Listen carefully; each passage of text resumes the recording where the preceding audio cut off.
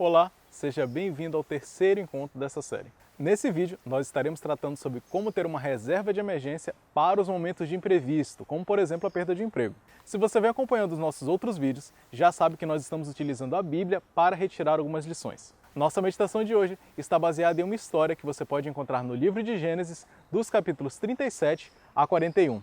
É a história de José, um dos filhos do patriarca Jacó. O relato bíblico nos conta que Jacó tinha uma preferência por José, pois ele era filho da mulher que ele muito amou, cujo nome era Raquel. Essa preferência acabou gerando ciúmes entre os outros irmãos de José, a ponto inclusive de quererem matá-lo. Eles acabam então vendendo José como escravo e ele é levado para a terra do Egito. Bom, a partir daí José passa por uma série de situações até chegar no que é relatado no capítulo 41, onde o faraó tem um sonho. E nesse sonho, o faraó se vê próximo ao rio Nilo. E desse rio começam a subir 7 vacas gordas, que quando chegam à terra começam a pastar. Depois dessa cena, ele vê agora 7 vacas magras que também sobem desse mesmo rio, mas que acabam comendo as vacas gordas. O faraó acorda perturbado após esse sonho e mesmo depois de voltar a dormir, acaba tendo um outro sonho parecido, só que agora com espigas de milho. O faraó acorda pela manhã ainda perturbado pelos sonhos e manda que chamem os magos e sábios do Egito para que possam interpretar aqueles sonhos. Mas ninguém consegue. Então, o copeiro-chefe diz ao faraó que passou por uma situação parecida e que um jovem hebreu que estava preso havia interpretado seu sonho. O faraó então manda chamar José e questiona o rapaz sobre a interpretação.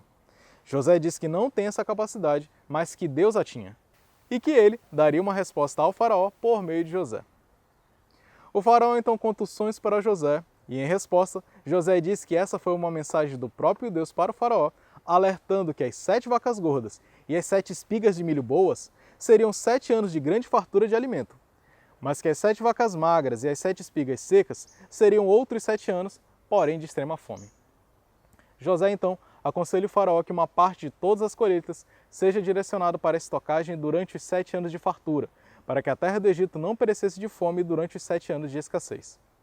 Por conta desse conselho, o faraó acaba não somente libertando José, mas também o promovendo para uma espécie de governador do Egito, e que ele coordenasse pessoalmente esse processo de estocagem.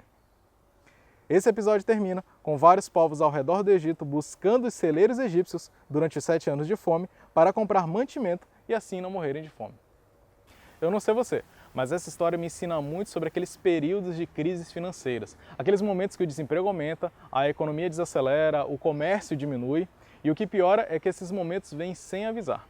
E ainda que alguém depois diga que conseguiu prever, não adianta muito depois que aconteceu. Então o que a gente pode fazer? A exemplo da história de José, se hoje você tem o seu emprego, tem a sua fonte de renda, esse é o momento de começar a estocar. Esse é o momento de começar a criar a sua reserva de emergência. De quanto seria essa reserva? Tenta pensar num número que te deixaria confortável para quando viesse algum tipo de imprevisto, você ter esse recurso e não precisar recorrer a algum crédito, algum empréstimo ou outra forma que você teria que pagar juros. Você pode pensar num mês de despesas, para começar.